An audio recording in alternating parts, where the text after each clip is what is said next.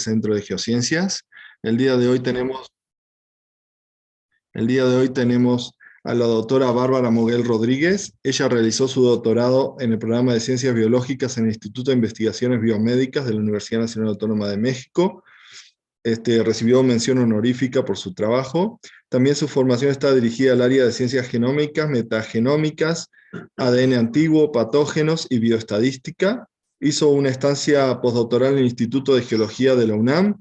Realizó otra estancia postdoctoral en el Laboratorio Internacional de Investigación sobre Genoma Humano, aquí en el campus Juriquilla, y actualmente inició su tercera estancia postdoctoral con el doctor Mariano Cerca, aquí en el Centro de Geociencias. Cuenta con más de 15 publicaciones en revistas internacionales, así como actividades y artículos de divulgación científica. El día de hoy, la doctora Moguel nos presenta estudios de DNA en sedimentos y ambientes geológicos, y le damos la bienvenida a la doctora Moguel. Adelante. Gracias.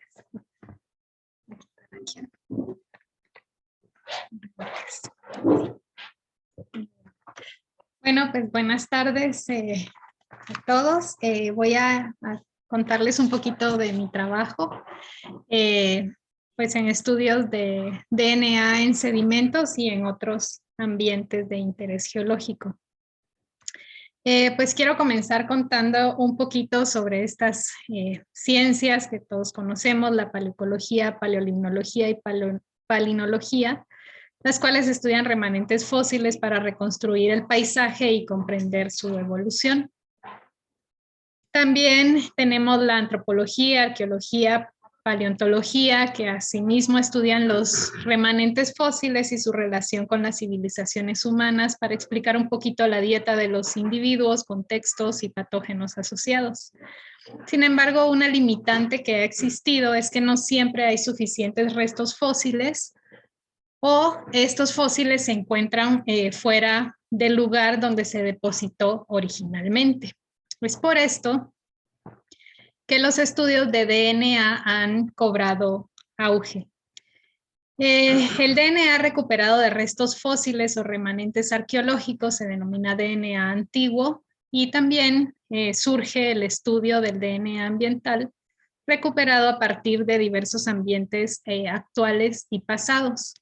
Dentro de las aplicaciones que se han observado son pues el estudio de ecosistemas antiguos, interacciones plantas-polinizador, análisis de dieta, detección de especies invasoras, respuestas a contaminantes y monitoreo de la calidad del aire.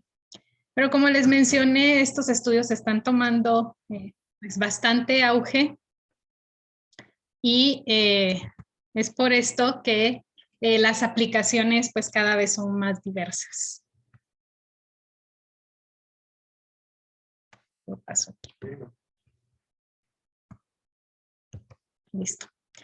Es por esto que pues estos estudios de DNA en sinergia con otras ciencias como la paleontología, geología, arqueología, geofísica, biología, entre otras, pues nos están permitiendo responder a preguntas más complejas.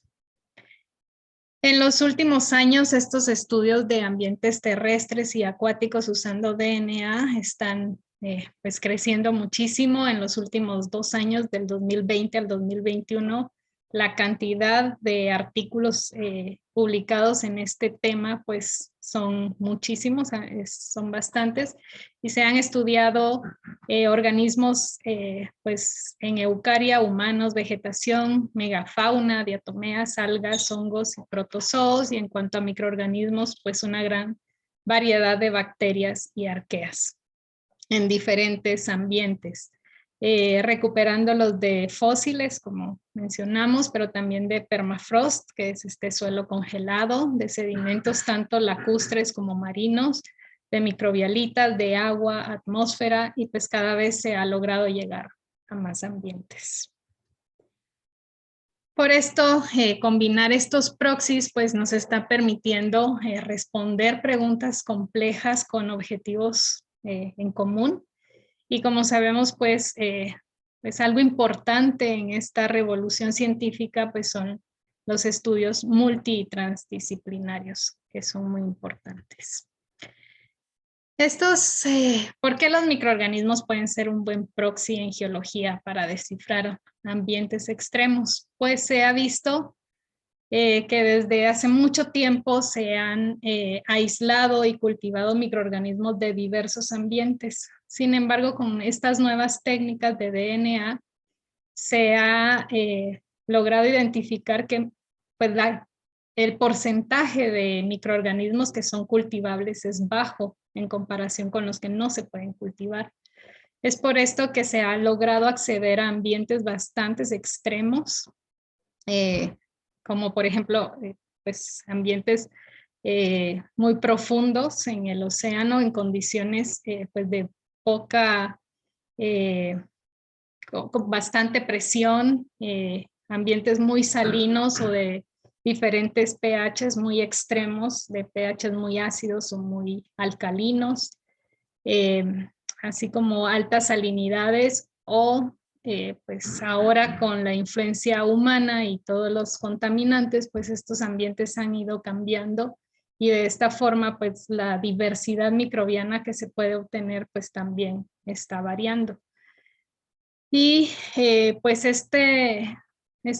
esta aproximación a estos ambientes complejos por medio de los estudios del DNA, pues nos están permitiendo también replantear hipótesis. Asimismo, los parámetros limitantes de salinidad, presión, temperatura y pH para la vida en la Tierra, pues se han comparado con otros planetas, ya que pues también está ahorita como un poco en boga esta búsqueda de vida en otros lugares, en otros planetas. Sin embargo, como les mencionaba, lo que se ha podido estudiar de vida en la Tierra, cultivando microorganismos, es una porción. Y lo que se está logrando estudiar con estos nuevos enfoques de DNA en ambientes, pues se ha logrado llegar a otra proporción de esta superficie en la Tierra. Por lo que, pues sí es importante saber qué condiciones son extremas podrían permitir la vida en otros lugares. Sin embargo, pues la vida en la Tierra se está modificando constantemente y por esto es muy importante seguir estudiando, utilizando estas técnicas de vanguardia para lograr llegar a otros ambientes extremos. Entonces, pues con esto podríamos decir que el origen de la vida podría hasta replantearse, ya que la combinación de indicadores geológicos y biológicos nos ayudan a discriminar la formación de los minerales y así la importancia de los cambios en el paisaje. Entonces, podemos decir que seguramente en un planeta que tiene tectónica de placas es posible encontrar vida, ya que estos movimientos pues ayudan a la diversidad de estos microorganismos. La comunicación, las comunidades microbianas varían a través de los límites de las placas tectónicas e interactúan con procesos geológicos a una escala de subducción. Y asimismo estas comunidades bacterianas del subsuelo se ven afectadas por procesos tectónicos profundos, por ejemplo al secuestrar el carbono. Y también estas comunidades quimiolito-autótrofas impactan en la geosfera. Así que podríamos decir que donde quiera que haya una gota de agua líquida puede existir vida. Estas composiciones microbianas van a variar de acuerdo a procesos litosféricos, ambientes extremófilos y pues algunas peculiaridades en el ambiente que pueden influenciar. Son las zonas con deficiencia de oxígeno. Acaba de salir un artículo la semana pasada en la que describen la diversidad microbiana en estas zonas con deficiencia de oxígeno. También altas temperaturas y alta presión, modificaciones en la mineralización a alta presión y bajas temperaturas, condiciones anóxicas, alta salinidad, alta presión y bajas temperaturas. Entonces son ambientes que están generando mucha información a través del acceso de estas nuevas tecnologías. Y bueno, algo muy importante pues es la implementación de estos nuevos métodos, tanto para mejorar la calidad del DNA que se recupera y permitir trabajar a una resolución pues mejor. Y dentro de los artículos pues, metodológicos más nuevos están estos de captura de DNA, en la que se ha logrado capturar genomas de cloroplastos para reconstruir pues, genomas de árboles muy antiguos de Siberia. También se ha capturado DNA de organismos a los que se quiere llegar. Y bueno, algo muy novedoso que también está revolucionando bastante es que se logró reconstruir el genoma de homínidos antiguos a partir de sedimentos de una cueva, bueno, de varias cuevas en Siberia. Y pues esto en combinación con los resultados de la litología del lugar y los resultados arqueológicos, pues dieron un hallazgo sumamente importante. Y entonces, ¿por qué también estudiar los sedimentos lacustres? Pues todo lo que entra a los lagos, como bien sabemos, se depositan en los sedimentos y pueden provenir de diferentes fuentes, como de la atmósfera, de la captación por los ríos que van lavando el suelo y pues traen nutrientes, toxinas y materiales hechos por el hombre. También por el agua subterránea y además pues lo que se deposita dentro del lago de los organismos que mueren y se depositan en estos sedimentos. Es por esto que en mi primera estancia postdoctoral planteamos la reconstrucción del paisaje del lago de Chalco durante el Holoceno usando metagenómica. En este estudio nos planteamos la pregunta de cuáles fueron los cambios en la diversidad biótica relacionadas con el clima, el medio ambiente, el impacto humano correspondientes al periodo del Holoceno. Pues como muchos de ustedes sabrán, el lago de Chalco está situado en el centro de México, en la zona de transición entre la región neotropical y la región del Neártico. Es un lago pues bastante antiguo y ha sido estudiado utilizando diversos proxies, tanto biológicos como no biológicos, por mucho tiempo. Sin embargo, nunca se había intentado recuperar DNA de estos sedimentos. Y en este estudio nosotros recuperamos una secuencia sedimentaria de 2.5 metros de profundidad y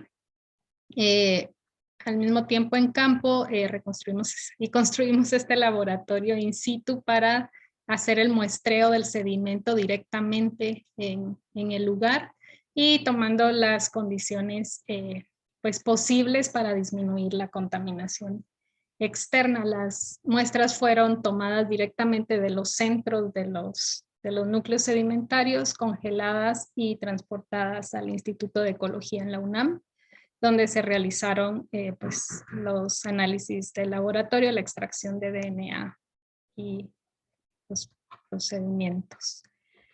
La estrategia experimental y analítica se basó en extraer muestras para análisis de diatomeas fósiles, para geoquímica y para metagenómica. Todos estos análisis se realizaron para combinar los resultados y poder dar un resultado en común. En este esquema les muestro la combinación de los resultados, tanto de la litología como de la diversidad obtenida a través del análisis metagenómico, las diatomeas fósiles y la geoquímica. Con las diatomeas fósiles y la geoquímica planteamos 3 zonas del paisaje durante el Holoceno, la más profunda de agua dulce, la intermedia hiposalina y la superficial subsalina. Y asimismo observamos conforme a la profundidad que las muestras obtenidas para metagenómica sí coincidían con estas zonas planteadas por tanto para el análisis de diatomea fósil como para la geoquímica. Hicimos múltiples análisis, aquí les muestro nada más algunos. Este nos llamó bastante la atención, ya que las cianobacterias fueron bastante abundantes en todas las muestras del sedimento, principalmente en la zona hiposalina o las muestras intermedias, que están asociadas a un lago pues, bastante más salino en un periodo del tiempo con pues más caliente y con periodos de evaporación bastante grandes. También quisimos ir un poquito más a profundidad con los hongos. También encontramos mayor abundancia de hongos en esta zona hiposalina o intermedia y nos llamó bastante la atención que en esta muestra de 6,000 años o de 60 centímetros de profundidad no encontramos lecturas asociadas a hongos, pero esta muestra siempre fue una muestra muy característica en todos los análisis. También hicimos un análisis de los genes que encontramos en estos sedimentos y obtuvimos pues casi todos los genes asociados a la vía del metano, lo cual fue muy interesante. Y principalmente se observó mayor abundancia a partir de los 50 centímetros hacia pues, mayor profundidad, lo cual sugiere pues, un ambiente bastante anóxico, entre otros resultados.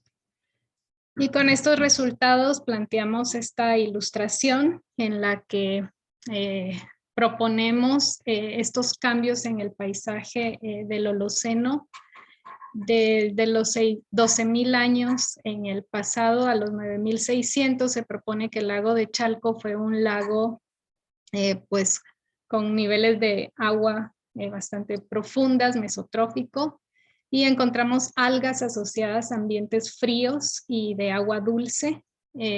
También encontramos hongos asociados a bosques de montaña. Bueno, se observa un cambio en el clima bastante drástico de este periodo, de esta zona de agua dulce a hiposalina, en el que el clima cambió a un ambiente bastante cálido.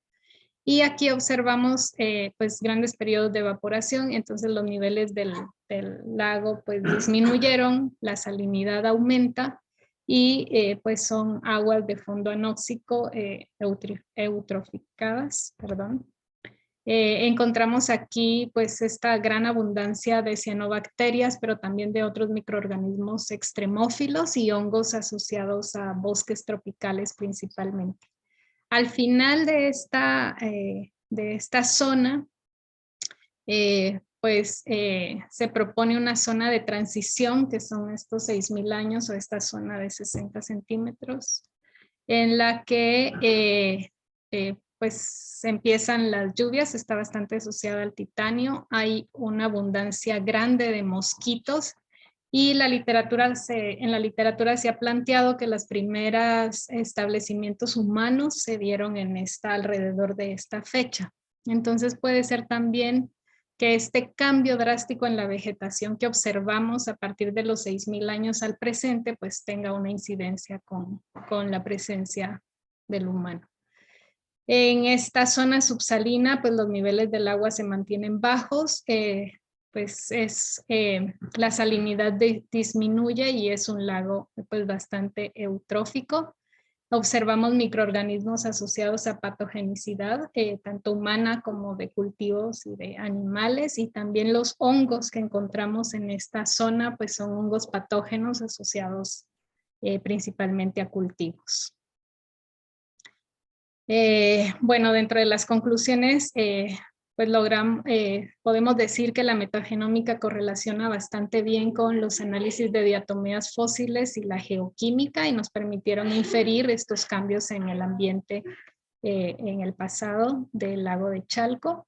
Evidenciamos un periodo de transición entre la zona hiposalina, que es la intermedia, y la subsalina, la más superficial, principalmente por el cambio de la vegetación, esta abundancia de mosquitos, mayor precipitación y pues hongos patógenos asociados a cultivos. y por tanto proponemos que las primeras actividades humanas tuvieron un gran y rápido impacto en los ecosistemas acuáticos y terrestres de la región. No pudimos separar entre microorganismos antiguos y actuales por los análisis, no nos dieron para hacer pues esta discriminación. Sin embargo, el haber encontrado esta gran abundancia de cianobacterias y lecturas anotadas para otras bacterias fotosintéticas en sedimentos muy profundos podrían estar sugiriendo que tenemos ADN antiguo atrapado en estos sedimentos. Voy a contar un poquito y muy breve también de mi segunda estancia postdoctoral, la cual realicé con la doctora María Ávila Arcos en el Laboratorio Internacional del Genoma Humano, aquí mismo en el campus de Juriquilla, en el que hice análisis en restos humanos antiguos con el objetivo de identificar secuencias de DNA de parásitos antiguos. También trabajé en la estandarización del método de captura de DNA casero por medio de cebos de RNA para disminuir costos, ya que esto pues es un método que se ve bastante, que consideramos que va a dar muy buenos resultados. Y finalmente propusimos el estudio de la obtención de DNA de sedimentos en sitios arqueológicos. Y para esto, pues tuve la oportunidad de muestrear en este sitio arqueológico de Santa Lucía, que es donde se está construyendo el actual aeropuerto de la Ciudad de México. Fue una experiencia muy grata, ya que trabajé justo en el lugar donde están las excavaciones arqueológicas, pues con los paleontólogos y geólogos. Entonces tuve la oportunidad de tomar muestras de sedimento justo en el sitio donde se están haciendo las excavaciones. Y bueno, y en mi actual estancia postdoctoral que recientemente comencé en octubre aquí en CEGEO, nuestro objetivo es estudiar el efecto de la biodiversidad dado por dos sucesos de desecación en dos lagos por medio de la recuperación de DNA a partir de sedimentos. Un lago es Rincón de Parangueo, que es un lago cráter y ha estado sometido a una desecación gradual desde hace aproximadamente 40 años. Y el otro lago es Xibatná, que es un lago kárstico situado en la selva lacandona en Chiapas y en el cual se identificó un proceso de desecación drástico en el 2019. Además, pretendemos recuperar DNA antiguo mitocondrial humano usando la técnica de captura de DNA, esto en colaboración con la doctora María Ávila del IGE. Y bueno, el lago Rincón de Parangueo es un lago salino-alcalino situado en la parte central del cinturón volcánico transmexicano en Guanajuato. Sus rocas pues principalmente están compuestas de hidromagnesita y calcio. Podríamos considerarlo un ambiente extremo, ya que pues el pH es bastante alto, mayor de 10. Y actualmente es principalmente un suelo alcalino subaéreo con pozas de agua remanentes de diferentes tamaños. Y debido a las condiciones y peculiaridades de Rincón de Parangueo, las comunidades microbianas que se encuentran allí pueden generar información relevante para la biotecnología, tanto para bioremediación como para la generación de biocombustibles. Y el lago Xibatná es uno de los lagos kársticos más grandes y profundos de la selva lacandona. Sus rocas, las rocas de la región están compuestas por depósitos de dolomita y piedras calizas. El pH va de neutro a ligeramente básico y posee depósitos sedimentarios alimentados por diversos ríos, principalmente por el río Najá, que en este periodo de desecación que se observó, pues también disminuyó bastante su caudal, dejando descubiertos los sedimentos del delta. Y sus sedimentos se han estudiado usando diversos bioindicadores para identificar las fluctuaciones pasadas en los niveles del agua, ya que se ha establecido que estos cambios en los niveles del agua pues son cíclicos, han pasado con anterioridad. Sin embargo, lo que llamó la atención es que entre febrero y julio del 2019 se experimentó un drástico declive de los niveles del agua. Aquí les muestro algunas fotografías de cómo se observaba el lago que está, donde está Tsivatná y Metzabok, los dos lagos pues disminuyeron muchísimo los niveles del agua. Y lo que se ha evidenciado es que estos fluctuaciones permiten se ha recuperado los lagos en días. Sin embargo, en este suceso se tardó meses en que los niveles del agua se comenzaran a recuperar. O sea, le está tomando más tiempo que en los periodos anteriores en los que se ha evidenciado estas bajas en los niveles del agua. Y bueno, estos estudios abren la oportunidad de continuar explorando los cambios que han sufrido los ecosistemas a lo largo del tiempo en la región del Neotrópico y comprender un poco más su historia evolutiva. Y pues agradecer a las personas con las que he trabajado y me han apoyado y a mis colaboradores. Muchas gracias.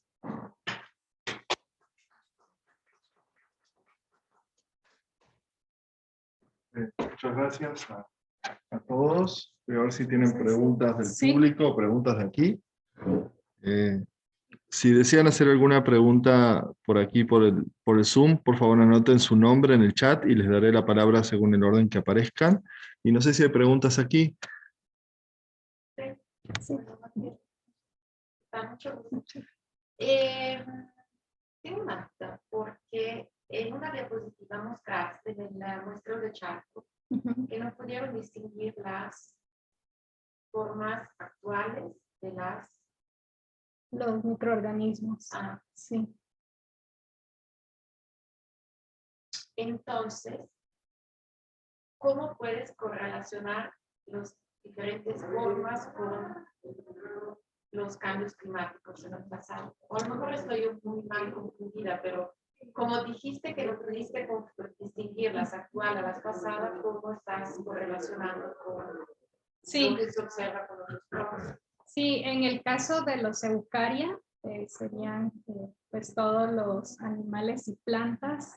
Allí sí no hay duda de que pues son antiguos, porque es DNA que quedó atrapado en el sedimento. Más que todo donde tuvimos como un poco de confusión fueron con los microorganismos, ya que estos pues tienen una movilidad más amplia dentro del sedimento y no podíamos decir directamente que se trataban de microorganismos antiguos. Entonces, no pudimos hacer los análisis para evidenciar que fuera DNA antiguo porque necesitábamos más secuencias. Pero estamos trabajando, pues se está desarrollando un software ahorita para distinguir entre esos. Sí. Adelante, Harald. Entonces, se pudo, digamos, establecer tres zonas, tres periodos más bien, en Chaco. Sí. Estos periodos concuerdan con los otros datos paleoambientales, me imagino. ¿Es cierto? Sí, sí. Pero los pueden refinar con base en los datos de DNA. Sí, fue muy interesante porque con diatomeas y geoquímica se plantearon estas tres zonas, pues pues bastante, digamos, respaldadas por los datos de diatomeas que es la doctora Margarita Caballeros ha estudiado pues, por mucho tiempo. Y con los datos de metagenómica, sí coincidieron con estas tres zonas, pero hubieron ciertas regiones, sobre todo las que quedaban como en el límite de las zonas, que una que habíamos propuesto para hiposalina, para la zona intermedia, los datos metagenómicos se asociaba más con la zona de agua dulce. Y la otra que nos llamó mucho la atención fue la de esta de 60 centímetros, que la habíamos puesto también para hiposalina, y más bien parecía un periodo de transición entre esta zona hiposalina y la subsalina, porque era muy característica, siempre nos dio datos muy, muy específicos. Y un proxy que a mí me pareció muy interesante, y que realmente lo retomamos por sugerencia de un revisor del artículo, fueron los hongos. Y la diversidad de hongos según la zona fue impresionante, como que sí dio bastante información muy, muy, muy clara.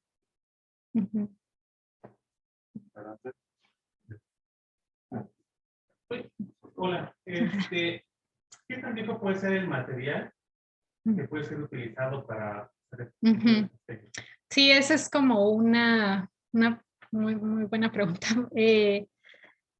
Digamos que en las zonas congeladas, que es donde más se ha estudiado esto, se han ido hasta 50,000, ya 100,000 años atrás en el tiempo, pero en el trópico pues los estudios más antiguos son 12,000 años. Creo que este estudio es uno de los que en los que nos hemos ido más atrás en el tiempo.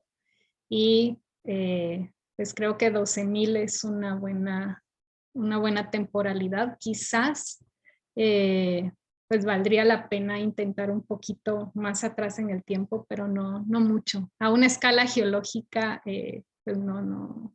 Ajá, queda nada más cubrir el Holoceno, más o menos. Y por ejemplo, los biomarcadores también se pueden utilizar, además del DNA, ¿qué otros se pueden usar? Sí, nosotros hemos combinado con, por ejemplo, estudios de polen. Hay un estudio muy bonito en el que correlacionan pues el polen que aislaron en los sedimentos y luego extraen DNA de ese polen y logran llegar como a una caracterización más fina. Pero puedes usar cladóceros, pues todos los macroinvertebrados que dejan fósil son muy útiles para esta reconstrucción. Y ahí sí puedes ir un poco más atrás en el tiempo. ¿Qué tanto? Creo que con polen han ido bastante atrás en el tiempo. No estoy, te diría un dato falso, sí, pero sí bastante atrás en el tiempo, sí. ¿Hay alguna otra pregunta del público? ¿No? A ver si hay alguna pregunta. ¿Alguna pregunta más por Zoom o por Facebook?